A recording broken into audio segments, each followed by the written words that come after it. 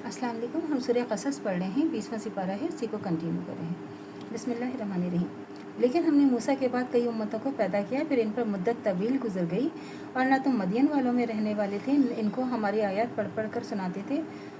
हाँ, हम ही तो पैगम्बर भेजने वाले थे। 45। ना आप इस वक्त के जब हमने मूसा को आवाज़ दी तो और के किनारे थे, तो आपका भेजा जाना आपके रब की रहमत है, ताकि आप इन लोगों को जिनके पास आपसे पहले कोई डराने वाला नहीं आया डराएं, ताकि वो नसीहत पकड़ें। 46।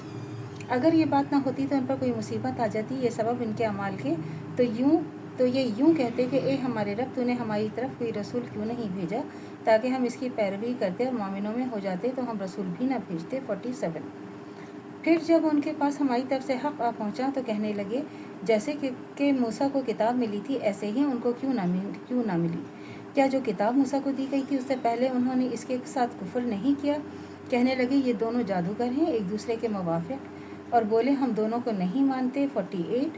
और आप कह दें कि अगर तुम सच्चे हो तो तुम अल्लाह के पास कोई और किताब ले आओ जो उन दोनों से बेहतर हो हिदायत करने में, और मैं भी उसकी पैरवी करूँगा। 49।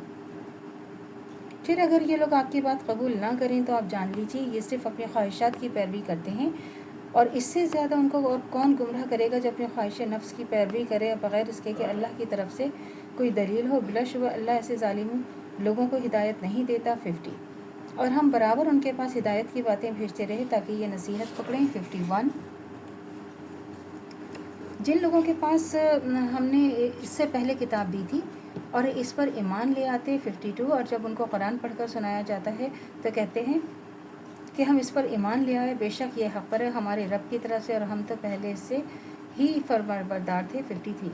इन लोगों को 2 गुना बदला दिया जाएगा क्योंकि वो सब्र करते रहे, भलाई से बुराई को दूर करते रहे और जो हमने इनको दिया है उसमें जो खर्च करते हैं। 54। और जब कोई बेहुदा बात सुनते हैं तो इससे मुंह फेर लेते हैं और कहते हैं कि हमको हमारे अमाल मुबारक और तुमको तुम्हारे अमाल मुबारक, सलाम हो तुम पर, हम जाहिलों के ख़ासकार नहीं। 55। और ए अल्लाह, अल्लाह के नबी, आप जिसको चाहें उसे हिदायत नहीं दे सकते बल्कि अल्लाह ही जिसे चाहे हिदायत दे सकता है और हिदायत देता है, वो हिदायत पाने वालों को खूब जानता है। 56। और ये कहते हैं कि अगर हम भी उनके साथ होकर हिदायत की पैरवी करें तो अपने मुल्क से उचक लिए जाएं। क्या हमने उनको हरम में जो अमन का मुकाम है जगह नहीं दी, जहाँ हर किस्म के मेवे पहुँचाए जाते हैं जो रिज़्क़ के तौर पर हमारी तरफ से हैं, वो लेकिन अक्सर लोग नहीं जानते। 57।